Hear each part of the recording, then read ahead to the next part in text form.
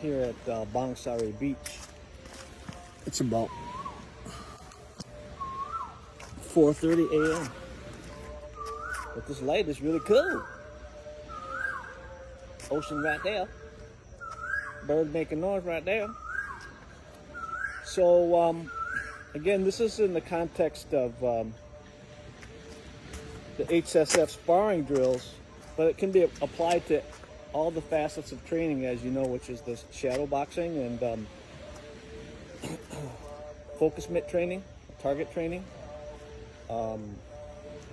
sparring drills, and subsequently sparring or real fighting. And so what I want to talk a little bit about then is the idea of progressive and regressive striking. Okay? And again, from the Jeet Kune Do base of knowledge, progressive means to advance towards your opponent. So logically, regressive would be a logical term to use for going away from your opponent. But it's not entirely evasive, okay? So let me try to explain a little bit more about that. So first of all, let's define moving straight up the middle and backwards up the middle, okay? We know what that is already. Okay, so whether it's closed or an open stance, okay? But clearly it's here and here, all right? Okay. So of course there'll be times when you attack on the straight line, okay? But if you talk about using angulation to gain a position and time of advantage while powering your strike and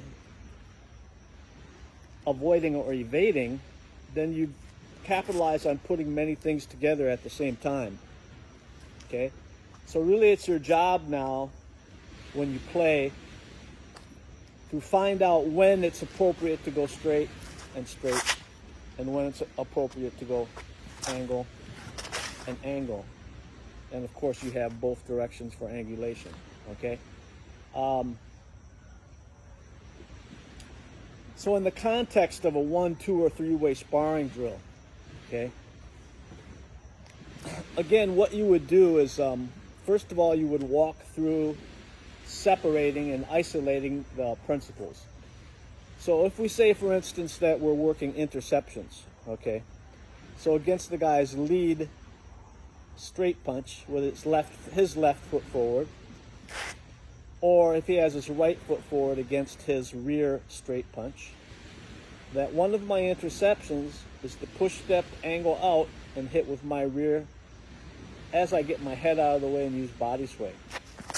All right, we're already familiar with that. And then of course it can be done on the other side as well in regard to right, him using his right lead, or if he has his left foot forward, him using his rear punch to strike, okay?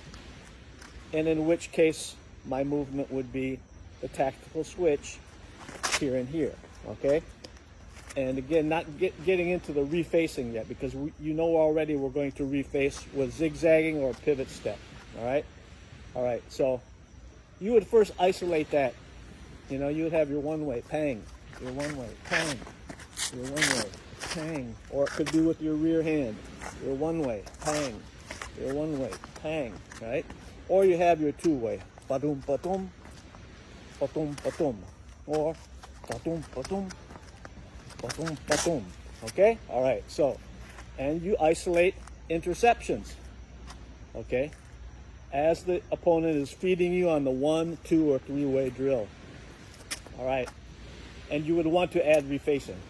So just to reiterate, refacing when I use angular stepping, right, means either pivoting or zigzagging. Means either pivoting or zigzagging. Okay, all right. So then the other one that you would insert would be that would be progressive, okay? Because you're going towards your opponent. You're powering your strike by going towards them. However, when you use angulation, you are flanking at the same time. But this side, this part of the hinge, is still going forward. See, that's what you need to understand. Your entire mass is not going this way, okay? However, if this were a hook punch, then you would, because your hip and shoulder line need to move in the direction that you're hitting in, all right? So again, an example of principle-based knowledge based on structure, okay, and that the mechanics match that alignment of structure in dynamic movement, all right? Okay, so regressive. Regressive would mean that in the context of a 1, 2, or 3-way, that the action is a little bit closer, all right? So really better done off of feeding a hook with the lead and doing the duck and weave, all right? Or this way, doing the duck and weave, okay? Or against the hook, okay? Doing the cover and side step, doing the cover and side step, okay? Or sometimes crashing on the cover as the defensive component. All right, so that would be a good one to work in regard to the distance that you want to create, because when you step backwards, when you do your regressive striking, it's because you are giving space but powering your strike at the same time, okay? So again, in the context of angulation versus stepping straight back, okay? Yes, you could step straight back, okay? But again, if you're wanting to get a position and time of advantage, as well as have an evasive quality in it that puts you off to the outside, you're avoiding at the same time that you're powering your strike. Okay, so again, to me, it's very genius. It's the bloody aliens, Lee. The bloody alien principle. Okay, so let's say the idea is that we're in hooking range. Okay, and that on the initiation of his strike, at the beginning of the 1-way, at the second part of the 2-way, on the third part of the 3-way, all right? That instead of covering, instead of doing the duck and weave, that you hit. Okay? Instead of blocking, instead of doing the duck and weave, that you hit. All right? So that's the insertion then of the regressive striking. And what you have to remember again is that, well, you know, you see people do regressive striking. They don't use the term. It's just one of my terms, but it makes sense to me. They do it this way. Okay? All right? And, yeah, of course, it could be done that way. But you're taking power away from the strike. All right? Because this action